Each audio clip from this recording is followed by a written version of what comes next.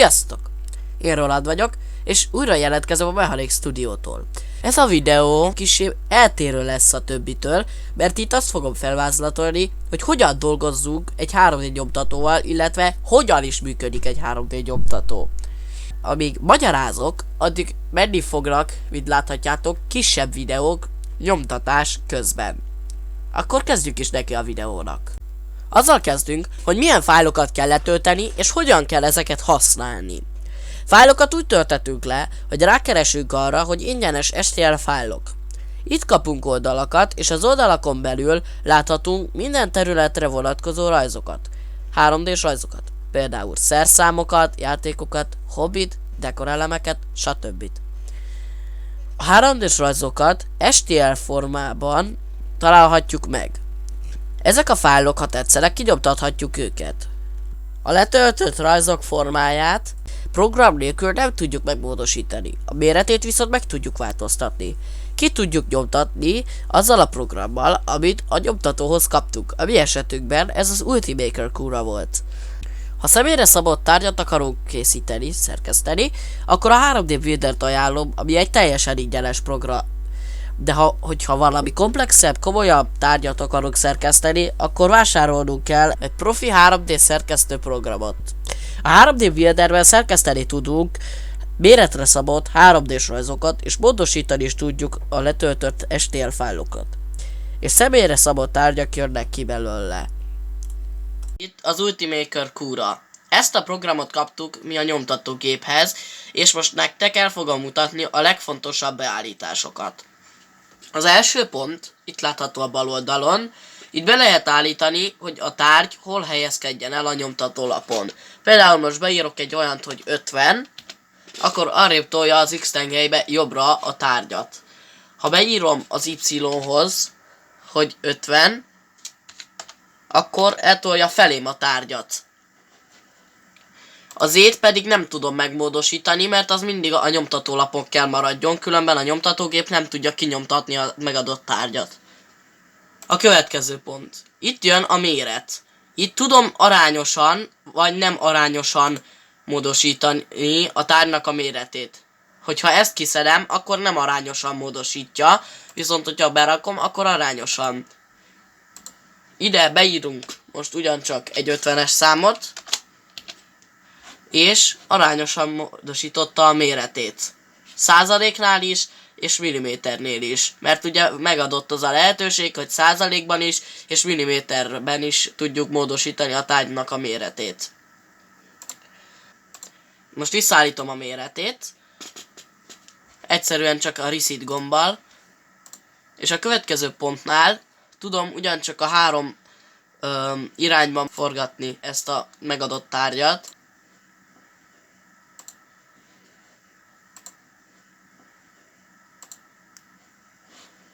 Ezt is resetelem. A következő pontban, egyben az utolsó pontban, meg tudom adni a tükörképét a tárgynak. Minden irányba. Következnek a nyomtatási beállítások. Azokat itt fent tudjuk megnyitni, ennél a kis nyilacskánál, és ebből kis dobja nekünk. Azzal kezdünk, hogy mi a quality. A minőség, a darabnak a minősége attól függ, hogy milyen vastagságú rétegből építi fel a darabot a nyomtatógép. A 0,2 mm az egy eléggé elfogadható vastagság. A következők a falak.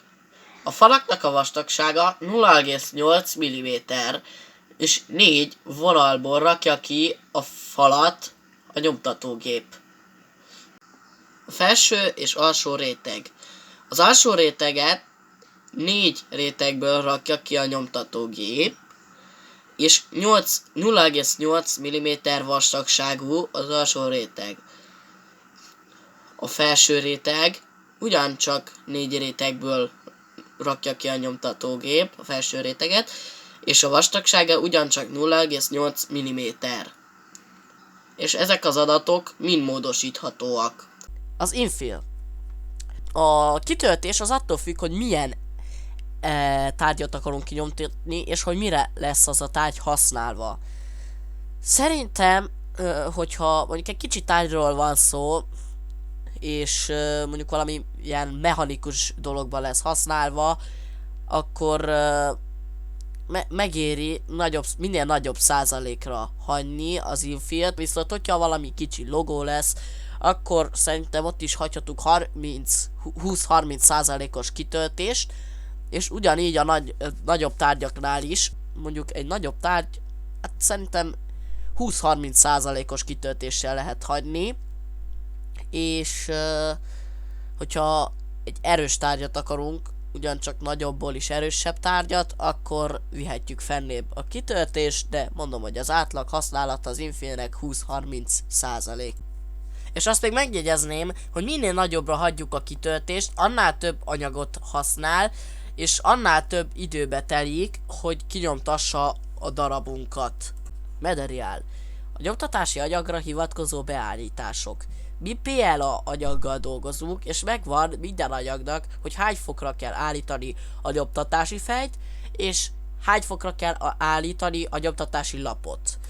Mi 200 Celsius fokot hagytuk a nyomtatási fejnek, és 55 fokot hagytuk a nyomtatási lapnak.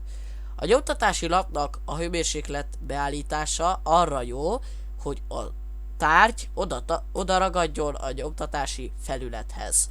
Minden anyagnál lehet kísérletezni kisebb tárgyak kinyomtatásával, hogy melyik az optimális hőfok a dűznifejnek, és melyik az optimális fok a nyomtatási lapnak. A speed. 60 mm/szekundummal közlekedik a nyomtatófej nyomtatás közben. A support. Az egy tartóelemens, és nekünk úgy van beállítva, hogy 45 foknál fennebb rakjon tartóelemenst. Ezt persze ki lehet próbálni nyomtatás közben, hogy a nyomtatógép hány fokos szögig tud szépen és tisztán láthatóan nyomtatni. Mint mondtam, nekünk 45 fokos szögnél feljebb, mert tartóelemenst rak a nyomtatógép. A következő pontnál azt lehet beállítani, hogy mielőtt nekiállnak kinyomtatni a darabot, az anyag sokszor nem indul meg a nyomtatási dűzniből, ezért próbaköröket húz az alap köré. Ezeket az értékeket, amiket elmutattam nektek, mind meg lehet változtatni annak függvényében, hogy milyen erős darabot akarunk kinyomtatni. Nekünk ezek a beállítások megfelelőek voltak ennek a darabnak a kinyomtatásához. Miután megvannak a nyomtatónak a beállításai, utána megnyomjuk a slice gombot, és a program lementi a rajzot G-kod formában. Miután megnyomtuk a slice gombot, a program kiad egy olyat, hogy leírja, hogy mennyi időt fog nyomtatni a nyomtatógép, és mennyi anyagot fog használni. Ezután Save to Disk gombbal megadjuk az utat, hogy hova mentse le a darabot a program, és még valami, ami nagyon fontos, hogy a nyomtató csak G-kód formában ismeri fel a fájlt, STL formában nem tudja felismerni. Miután megvan a G-kód fájl, két opció van a kinyomtatásra. Az egyik, és kevésbé biztonságos opció, az az, hogy hozzákötjük a számítógépet a nyomtatóhoz. Viszont a biztonságosabb opció az az, hogy lementjük a fájlt a nyomtatónak a memóriakártyájára, azt pedig berakjuk a nyomtatógépbe, és a nyomtatógépről elindítjuk a nyomtatást. Nos, hát akkor köszönjük szépen, hogy itt voltatok velünk ebben a tartalmunkban is. Legyetek itt velünk a következő részünkben is. Remélem, hogy tanultatok abból, amit mondtam, és elmutattam. Sziasztok!